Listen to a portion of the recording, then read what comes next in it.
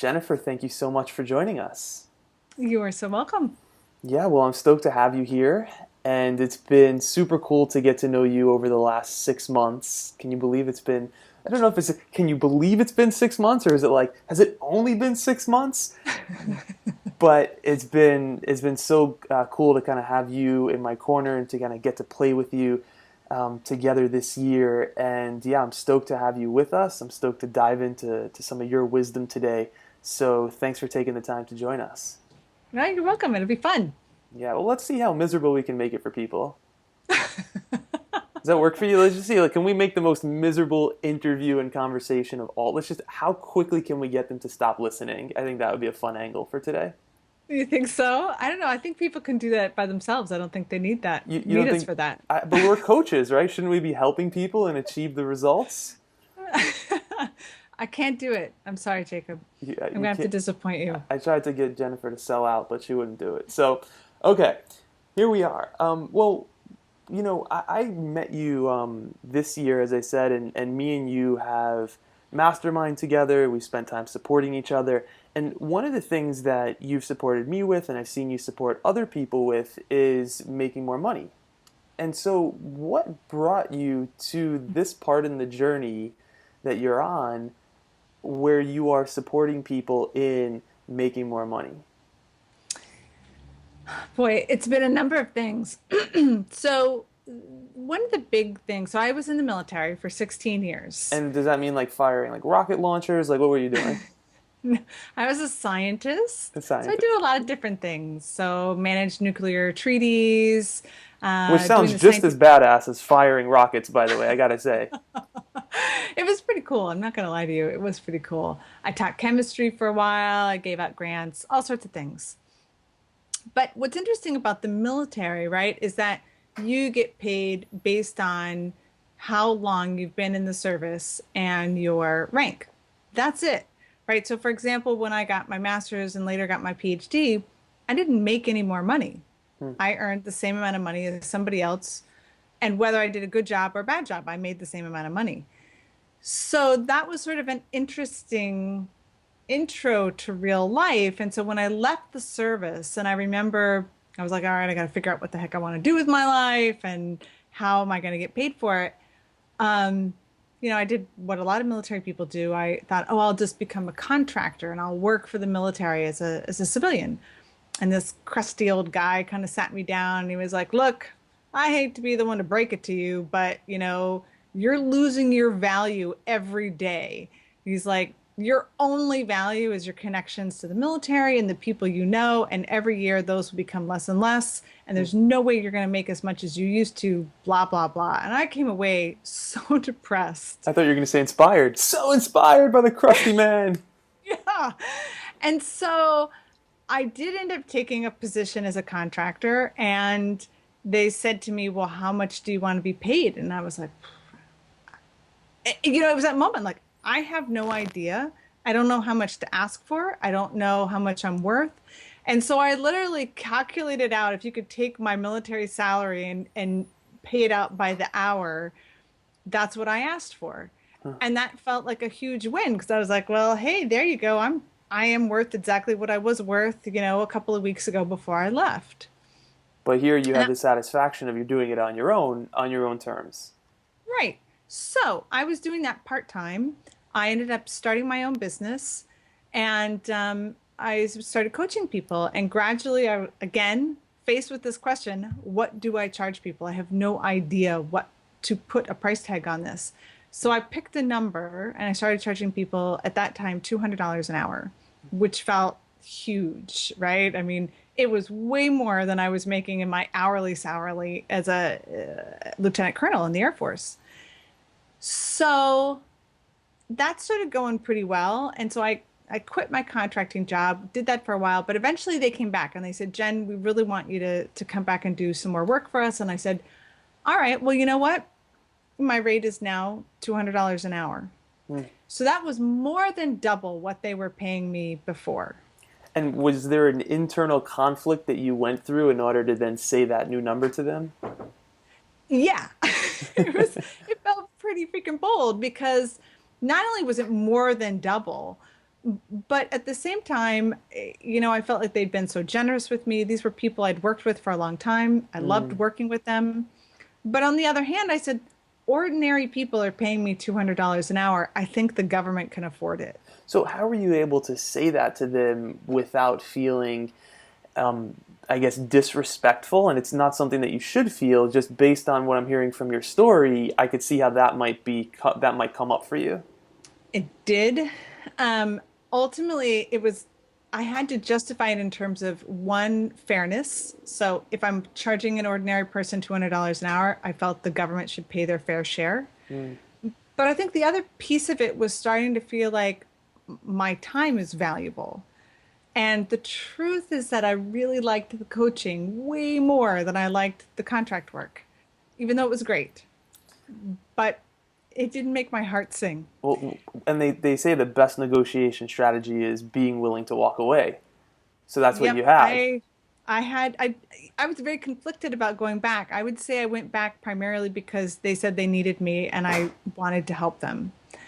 So I gave them this $200 an hour, which felt incredibly risky and arrogant and all of that.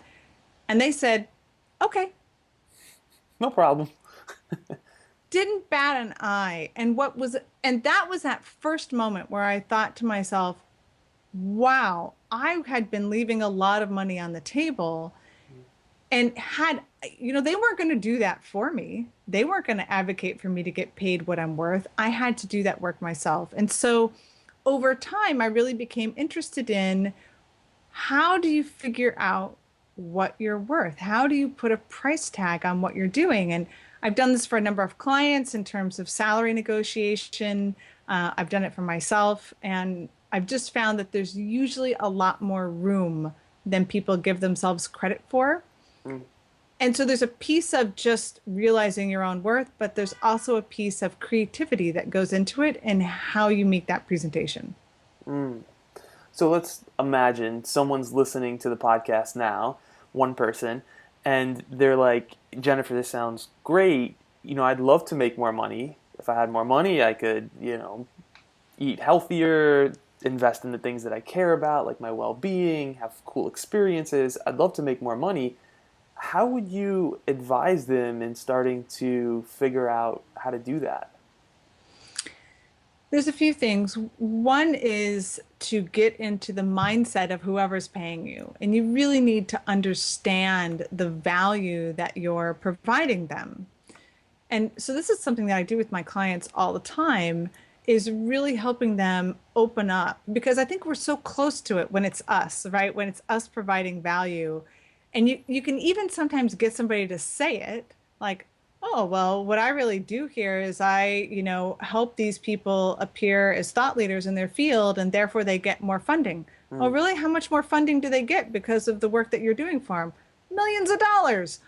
Huh, that sounds pretty valuable, right? And so it really does matter what the value is that you're bringing. And even if somebody does, let's say, a job like they're working in a fast food restaurant, they might say, well, it's going to be pretty tough to argue that I should get more. And it is in that environment because there's certainly some very rigid ideas about what those jobs will pay.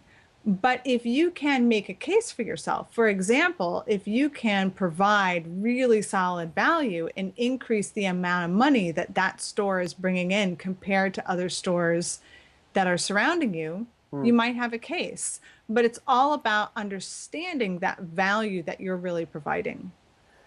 Cool. That's really fascinating. So the first part would be getting into the mind of the person who's paying you, and the second part would be and then figuring out what value do you provide to them, and as a result, how much do they earn, or kind of how does that translate into dollars into their life because of you? Right. Got Hmm. it. And I mean, there's some elements here because not everything you provide will be monetary, right? So, for example, I've worked with career changers for a long time, helping them figure out what they'd like to do next in their career, how to make a pivot. And actually a kind of a hard one, right? Because for the vast majority of people, when they make that pivot, they probably expect to have a reduced salary in their new career, Mm. at least at the start of it. Now, I always try to tell them, look, the chances of you advancing in a new career that you really love are way better than advancing in a career where you're just marking time. But there's still that initial feeling of loss that you have to deal with.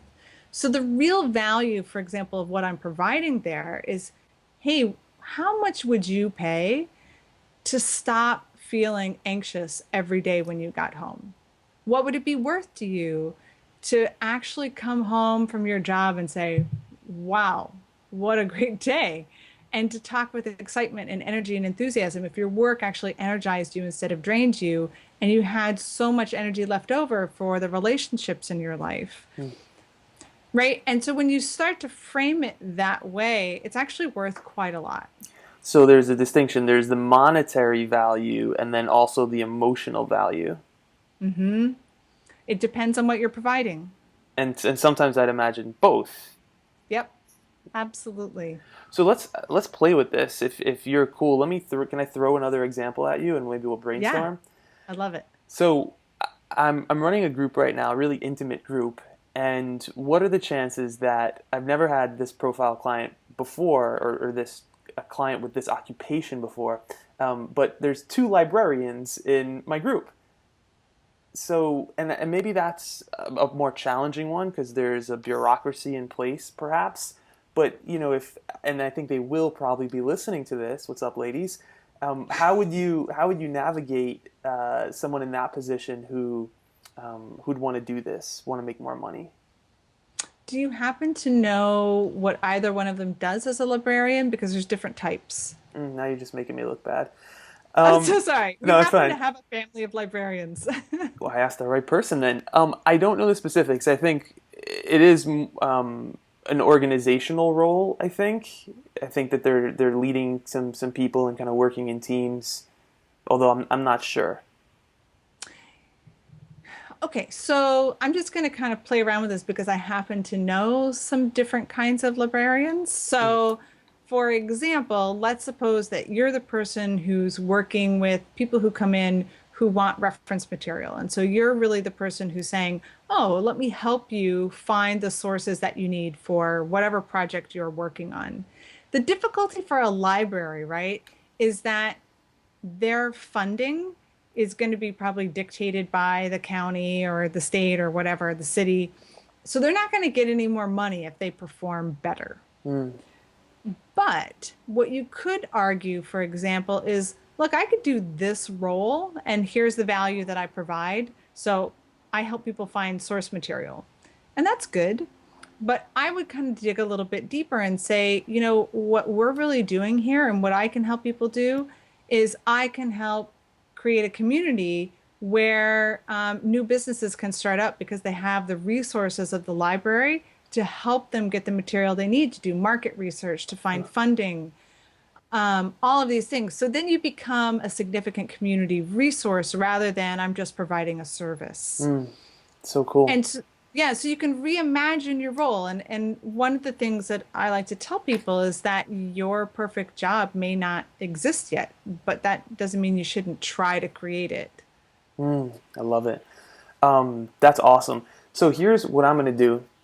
It got really hot in my office. I'm actually going to bring us into the living room right now. I'm going to just keep rolling because why not? Okay. Hey I guys, had you want to? no idea I was going to have this effect on you. Oh my, you just high flame immediately, turning up the heat. So I'm going to bring us into the kitchen over here. Hang on a second. Everyone listening on audio, you get you get to use your imagination. That's great. Oh, it's so much nicer out here. Okay. Next thing I know, my girlfriend will walk in the house, and then we'll have a family affair here. That'll be awesome. I can help her too. Okay. Oh, that'd be fun.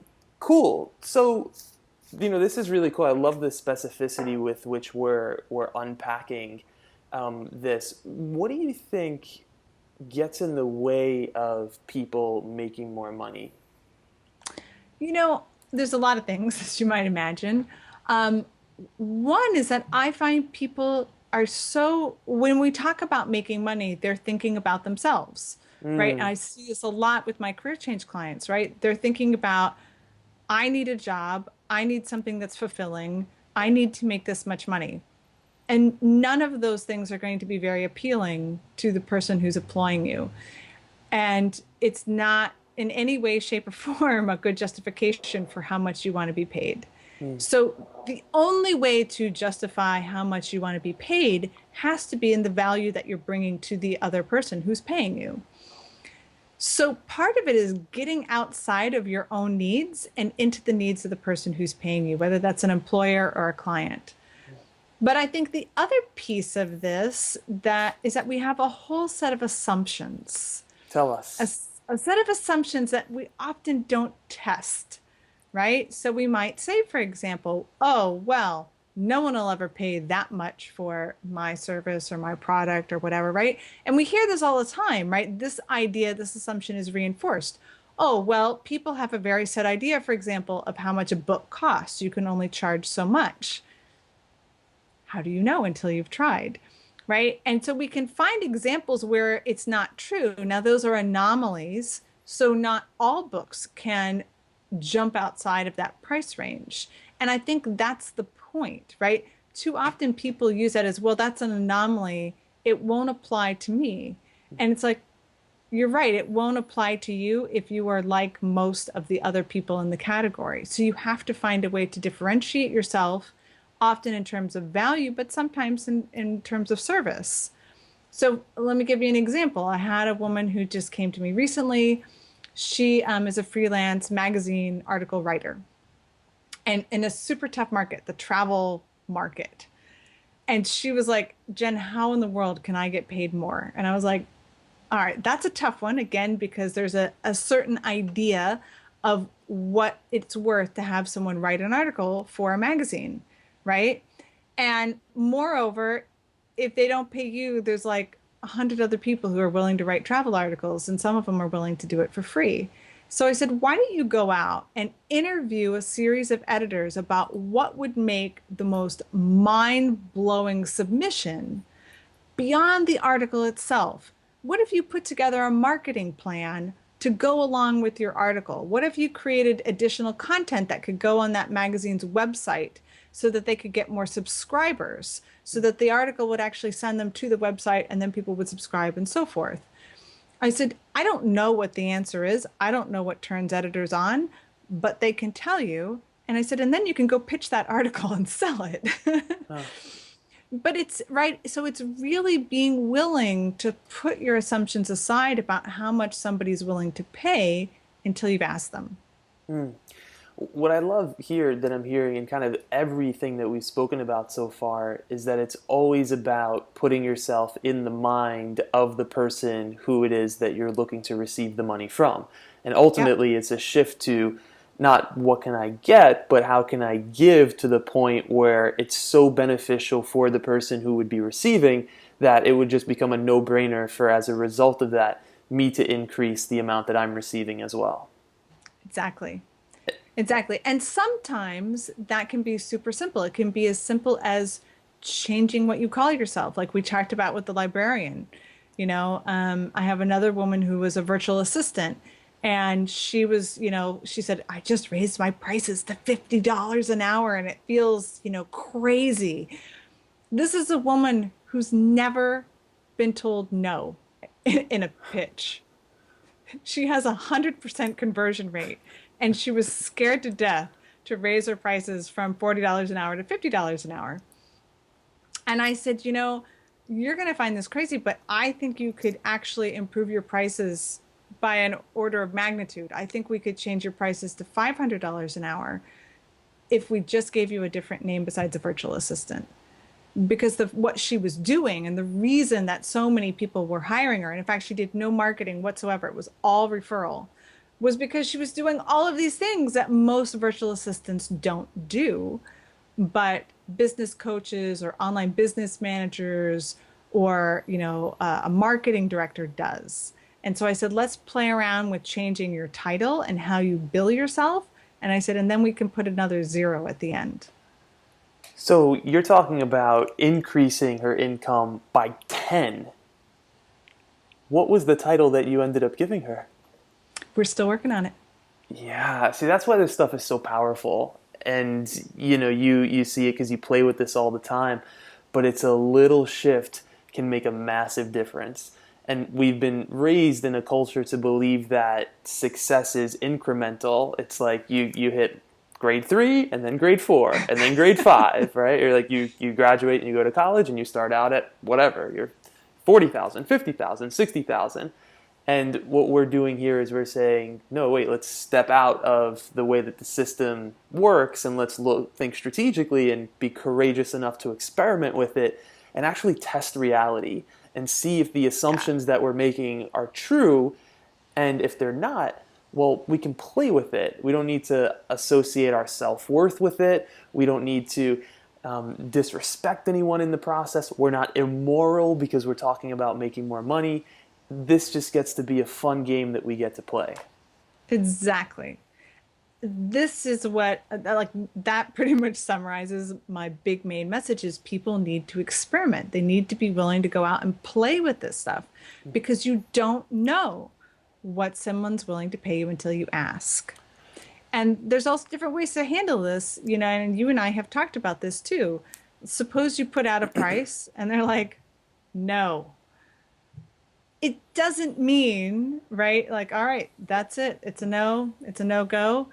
There's ways you can play, right? So, in some respects, by going high and getting a no, you've now given yourself an interesting negotiation, right? Because in a negotiation, you have to start high, right? You would never, I say you would never. I actually have had clients who went into an initial negotiation at the price point they wanted, and I had to like save them in like this Herculean Did you way. like jump in front of them as they were walking into the office, calling a It was bomb threat? I'm trying to think how I can tell this story. I don't think I'll reveal anything here that will identify the person, but this is a real story. So I had a client. He'd been out of work for over a year and was now out of money. I mean, he literally used the last of his savings to hire me as his coach. And he said, "Look, my confidence is shot, but I freaking need a job." And I was like, "Great." And now the important point thing is that he was super talented, really had all sorts of good stuff on his resume. So that wasn't an issue. So we got him to the point where, yep, this company really wanted him. He had all the stuff that they wanted. And then he called me up and he said, "All right, I'm really excited. I think this is going to go. I told him what I wanted for my salary. And I said, "What did you tell him?" And he said, "The number." And I was like, "But I thought that's the number you actually wanted." And he's like, "Yeah." I was like, "Oh my God, you can't do that." I said, "You're not going to get anywhere close to that number." And he's like, "But that's a fair number." And I'm like, "I know it's a fair number, but that's not how negotiation works." So we literally had to backtrack. And I said, "You need to go in there." And I said, he had, as part of his interview, which was really smart, by the way, he had done an audit on this business and the kind of for the position that he was applying for and identified all the holes in what they were doing in that area to date. And there were things that they hadn't seen before, like they didn't know that those were issues. So they were I like, want to have a whole conversation with you just about how he did that. That sounds amazing. oh, it was amazing. And so they came away like, crap, we need to hire this guy because we wouldn't have even identified these things as issues had we not had him in to interview. So I said, "You need to go back and tell them that the number that you gave them was for the position that they advertised for. But what you talked about in an interview was actually a different position because that is not the same as what they were advertising for." So just to kind of give it a little bit of reality here, they were advertising for a creative director, and I was making the argument that what he had really done was more like a marketing director. Big difference in salary. And I said, "They're getting such a bargain with you because they are essentially getting both people rolled into one. They're going to get a creative director and a marketing director, but they only have to pay one salary. And if that's what they're interested in, then your price point needs to be up here." And again, it was double. It was actually a little bit more than double the number he had given them. And he said, Jen, I can't do that. And I said, there's no expectation that you're going to get that number. We're going to come down, but we're going to negotiate. That is what you do. And so I talked him into it, kind of coaching him through how to present this idea of you're getting two people in one and you're getting this marketing director who gets paid way more. So in essence, you're getting a deal. And they only came down a very small amount. Wow. So he got an extra $100,000 out of that negotiation. Speechless. Let's just let that simmer. Yeah, he couldn't see that, right? Because he was had hard times, therefore was undervaluing himself. He was desperate. Mm. And so he couldn't see the true scope of value that he was bringing to the table. Mm.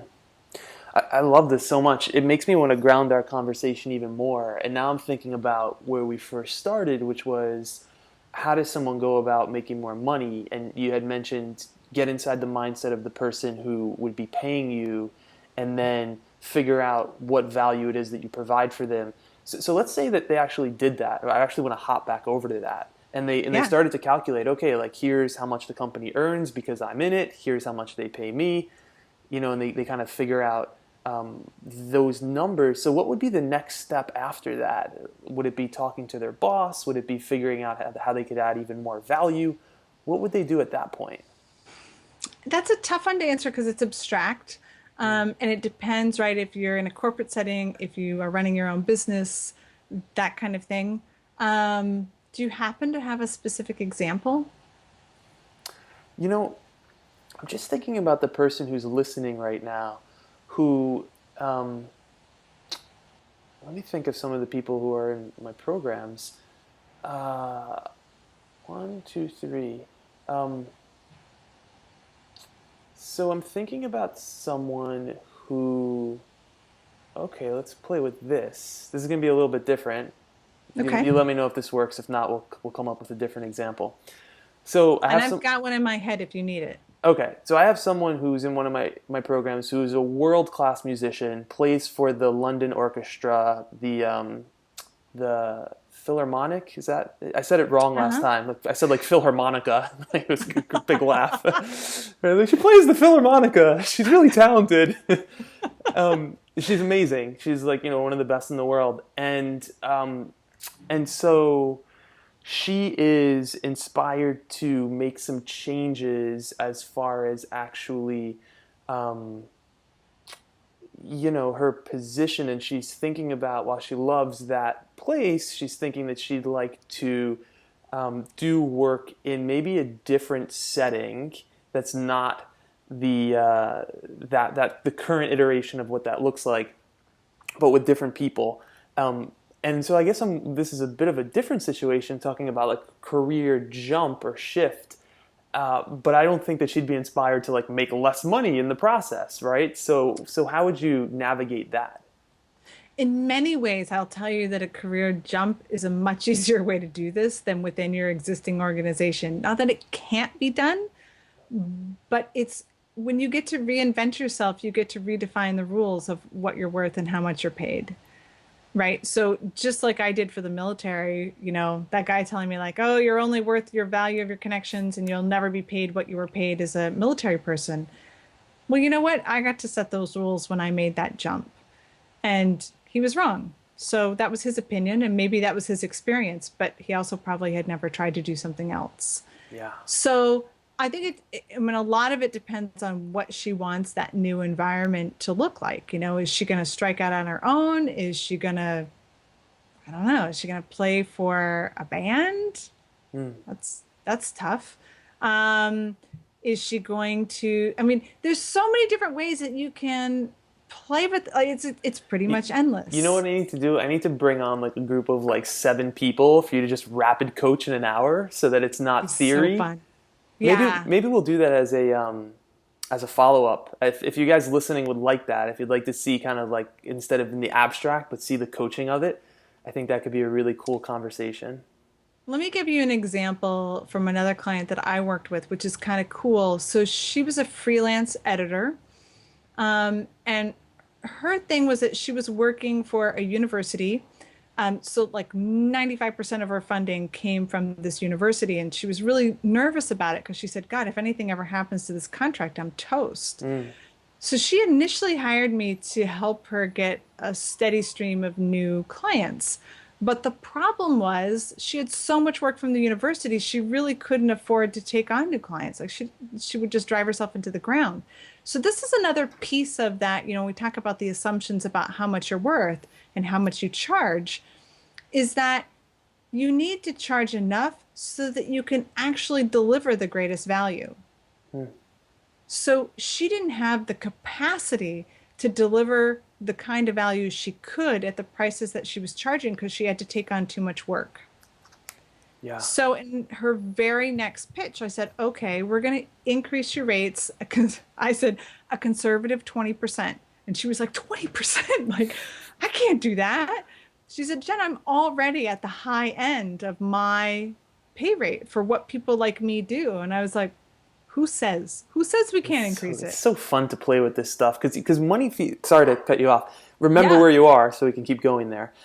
But money feels like one of those subjects that it's like it's so scary, it's so rigid, it's so fear-inducing that we can so tense up and lose the creativity and the playfulness and the excitement of experimenting.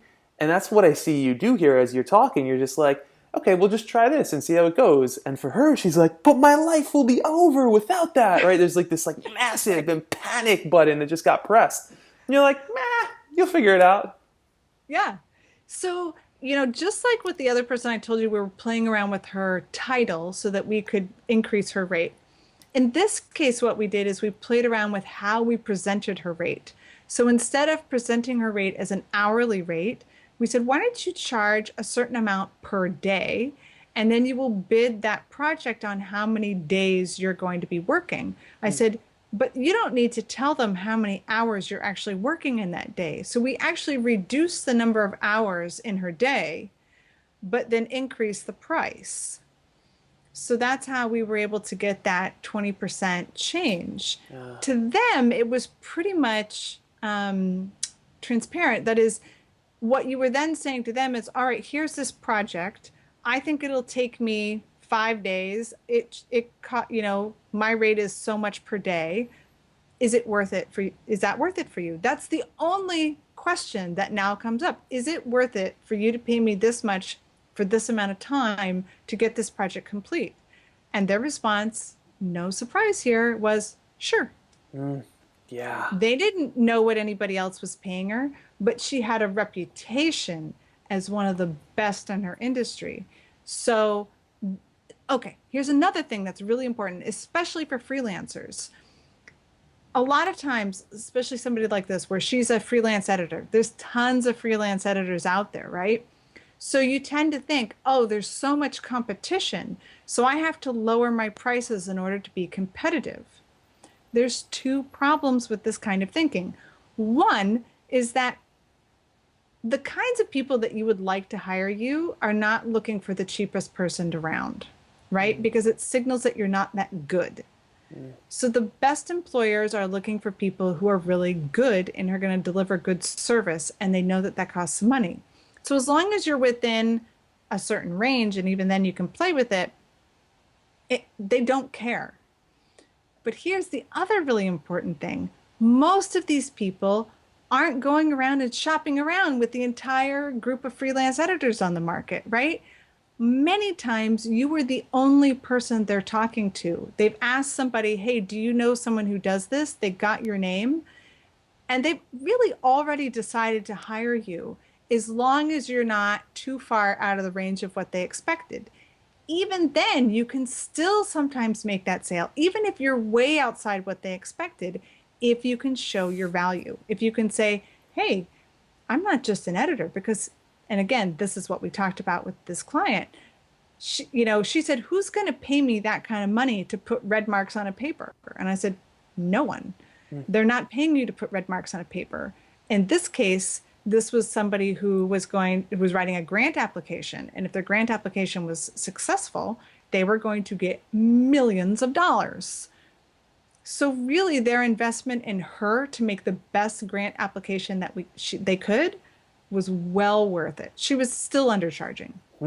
Yeah, so it's really people are paying for the results that they're getting, not the amount of hours that you put towards that. And so I can actually remember I signed up to work with a coach, and this particular individual, it was $10,000 to work with him for one day.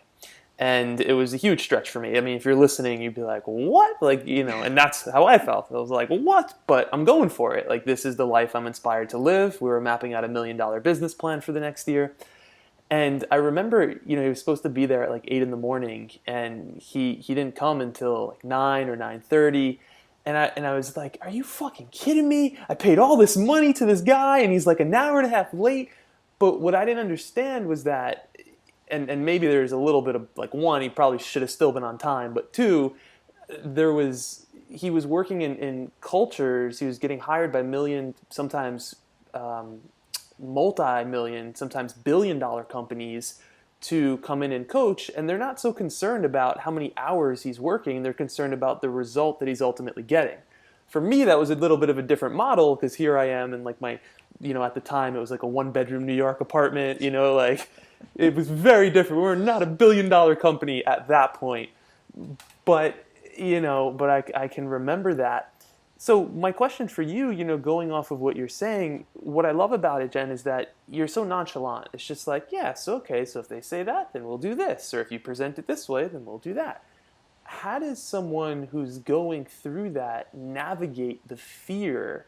And I know we're talking in abstract here, so it's harder to coach unless it's specific. But let's say someone does talk to their boss or ask for that increase or renegotiate or propose a new rate, and they start to notice themselves really feel a lot of fear. Any kind of best practices or things you tell them to keep in mind for a situation like that?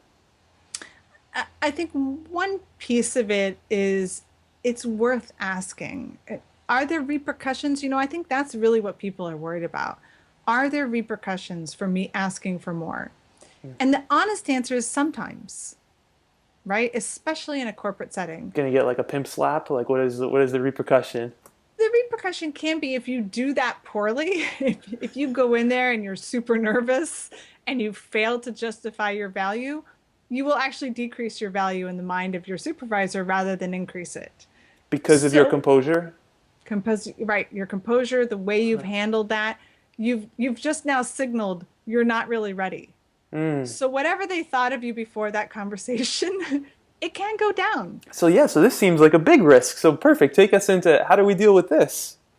Yeah. So part of that is trying to dial down the fear and saying to yourself, look, this is a conversation.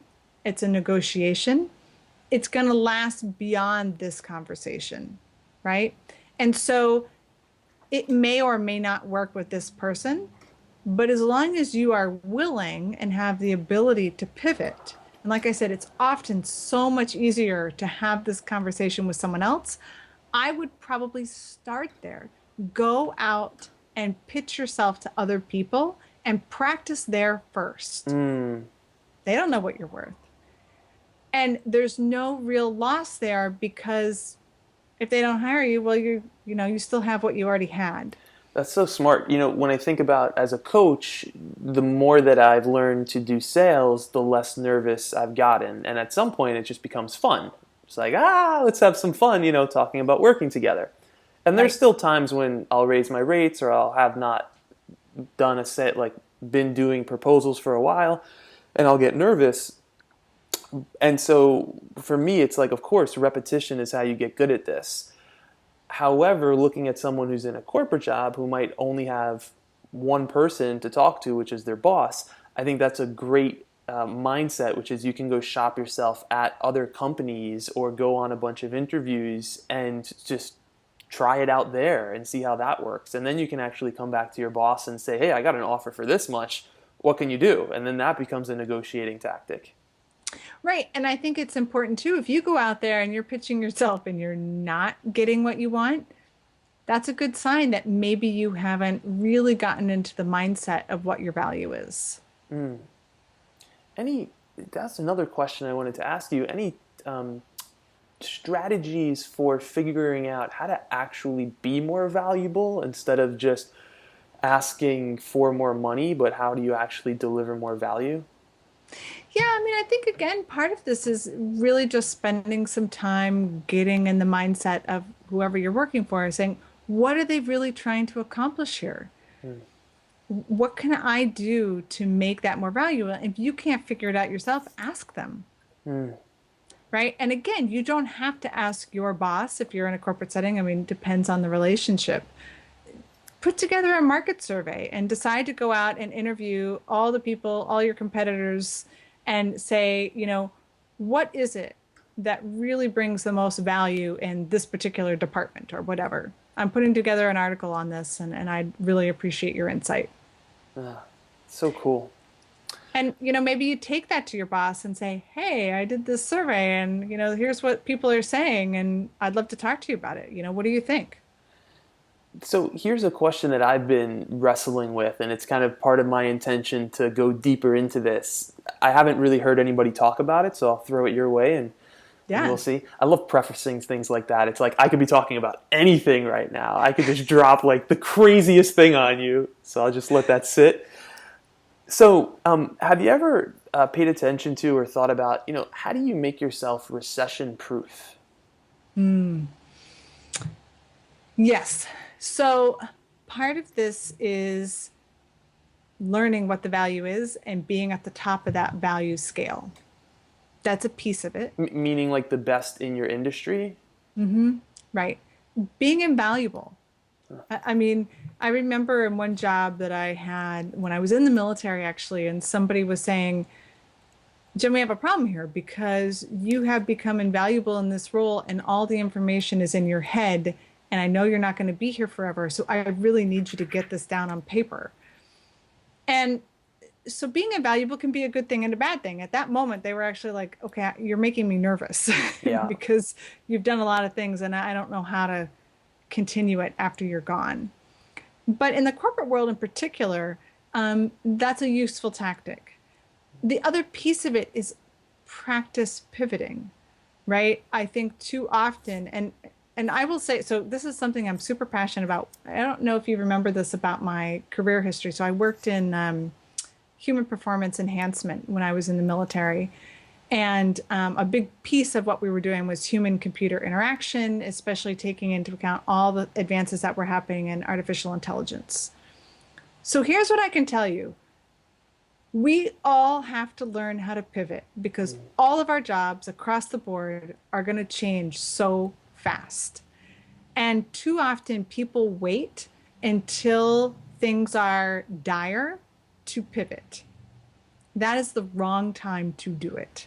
The time to learn how to pivot is when things are okay. And so you need to start practicing the mindset of how can I take what I've learned over here and apply it over here. Mm. And if you can do that, then you will be recession proof. Because here's what I can tell you about artificial intelligence is that, everybody talks about, oh, the robots are going to come and take your job. Yes, that may happen, but another 5 jobs will sprout up behind it that never existed before. Mm. And so what you have to be able to do is to position yourself to be able to do those next 5 jobs. This is like a whole other interview now that I want to go into. And I'm actually going to just ask a question. So, what skills or positions or knowledge do you think is most valuable in setting ourselves up for a future where there is going to be so much AI and the robots, as we're calling them? Yeah. So it's starting to think about, what robots or what machines do really, really well is they're fast and they can handle complexity in a way that we cannot.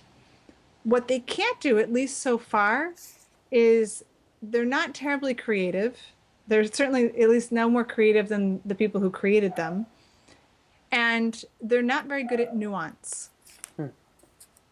And so being able to see the connections between things and being creative, in my mind, is really where the next age is going. So being a person of ideas and being able to think about how to apply those ideas in different ways is really, that's the future.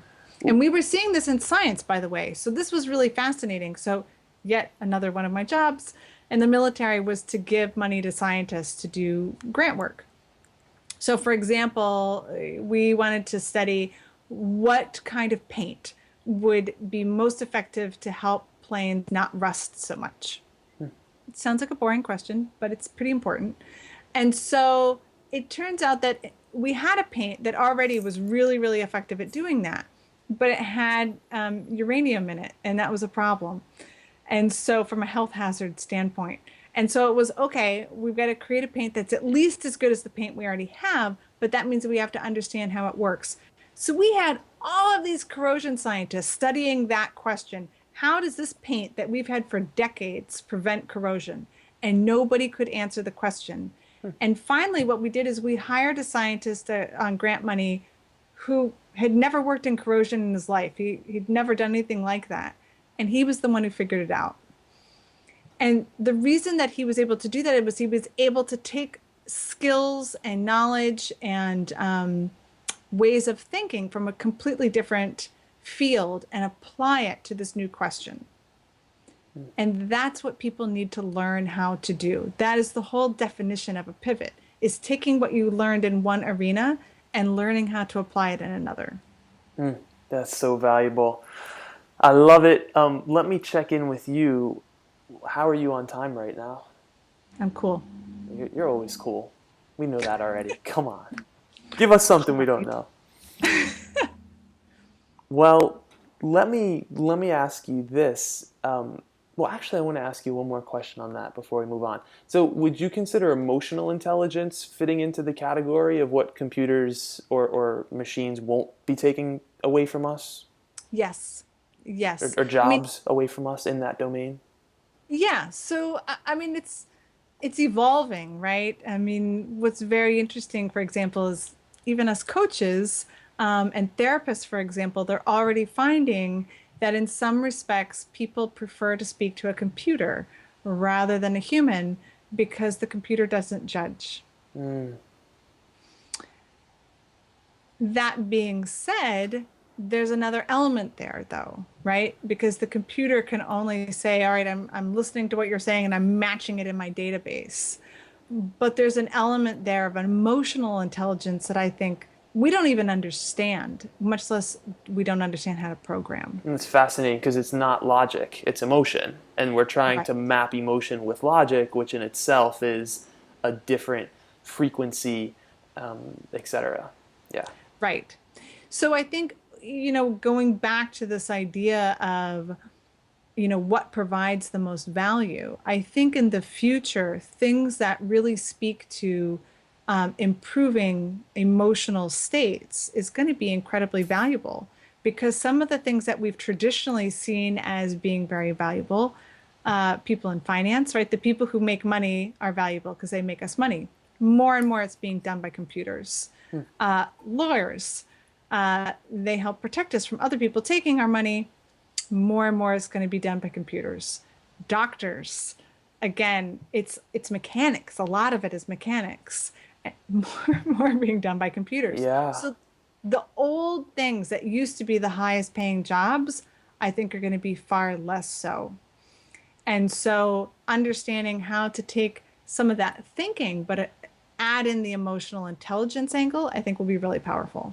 I'm so glad that I asked you that because that's like one of my deep, dark questions is like, since I've been growing my business for the last 6 or 7 years, the economy has only gotten better. And I'm like, well, I'm about following your heart and bringing your head. So at some point, it won't only get better. There'll be a dip. And how do I make sure that I'm still providing something that's so valuable that business can continue to thrive in those times? Yeah. So, yeah. Thanks. And I think a piece of it too is being aware, right? And kind of keeping your head above water. It's so easy for all of us to get trapped in our to-do list. And we're not paying attention to what the changes are and how things are moving. And so it's really important to stay aware of what's going on in your industry and in industries that you're interested in. And how do you do that? How do you stay aware of what's going on in the coaching industry or whatever industry you're excited about? Um, Voracious reading is one way. Like books, Um, blogs, magazines. all of them, yeah. I'm an idea junkie. Huh. So what turns me on is conceptualization and taking ideas and picking them apart and putting them back together again. So some people do that with actual physical objects. I do that with ideas. So good. Such a And valuable skill to mindset to approach life through. Yeah, yeah, because it's so kind of like me and you spoke, offline at some point, and you're like, basically, you're a rule follower. I'm a rule breaker. At least that's how you'd identify yourself. But really, what you're actually doing is you're going so deep into the origin principle behind the rule or the system that you're getting back to the kind of foundation that then you can look at the real logic for what it is. And to me, that's a form of breaking the rules. It's like I'm yeah, that's breaking very the true. top rules to get to the essence of what matters here and then creating from that place. Yeah. Yeah. And so you can see how I became a scientist, right? It was the just the idea of being able to deeply understand things Hmm. was so interesting. So let me ask you another question that's a little bit off the path that we went down. Is there any advice that you hear people giving, coaches, teachers, whoever, when it comes to money that you don't agree with? Where to begin? I think some of it is this idea that as you're raising your prices, we talked about this a little bit, this incremental price increase, right? And I think people feel guilty doing something more than that, right? And I think particularly coaches, but there are plenty of other markets where people get into it from a very heart-centered place and they're there to help people, right? And so they feel guilty charging more money. Yeah. It's like if I'm Yeah, spiritual, I can't be rich. Or if I'm helping, then I shouldn't charge. that's right. Right. I got in here because I want to help people and therefore I'm going to commit myself to poverty so that I can so So I I can can do be the that. martyr. Yeah. Right. And the truth of the matter is that doesn't work for anybody Mm. because when you charge low prices, you encourage people to sign up for things they're not really committed for. If your client isn't saying, "Phew, wow, that was more than I was planning to spend," you've done them a disservice, right? They need to think about, do I really want to do this? Am I really going to get something out of this? Because here's the other thing. They're bringing as much value as you are. I want to pause there because it's so important. Well, I want to pause on both of those things. So I don't. So unpack the second one. They're bringing as much value as you are. Take us there. Yeah. So we tend to think like, I need to help this person. But really, what you're doing is you're helping them help themselves. It's not like you can drag them along to where they want to go. They have to be on their own 2 feet. Yeah. So the more they pay, the more uncomfortable that price point is, the more they bring. Hmm. It was worded so. I wanted to say beautifully, although I think other people might use a different word to describe what you said. As far as if they're not uncomfortable about the price that they're paying, then you're doing a disservice to them. And I know there will be people who really disagree with that and Prepare think for the that's hate wrong. mail. Yeah, we're I'm gonna put your totally address ready. on the blog post. That's poor Send it. post Bring it. office man. And I get that. As a coach, I get that. People ask me, sometimes I coach coaches and they ask, how do you deal with people who want you to hold them accountable? Someone signs up and for your coaching, and how do you offer accountability? And I don't. The money holds them accountable. It's Hmm. once they pay an amount that's a real stretch for them, I no longer need to worry about accountability because they're literally saying, well, they're saying, this is what I value. Money is a physical representation of what we collectively as a society deem equals value. $1 equals 1 unit of value. And I'm going to put all of this value that I have towards this dream, these results, this change that I want to make. And therefore they value the change and they show up as you're saying, and they step up and get what they want. Versus, nah, I don't really value this. We'll kind of see what happens, and then they don't actually engage fully. Yeah, and I think a lot of this also goes back to how society defines success and how we absorb that. So Mm, we absorb a lot of goals and dreams that aren't really ours. mm, So, for example, how many people out there say they want to write a book?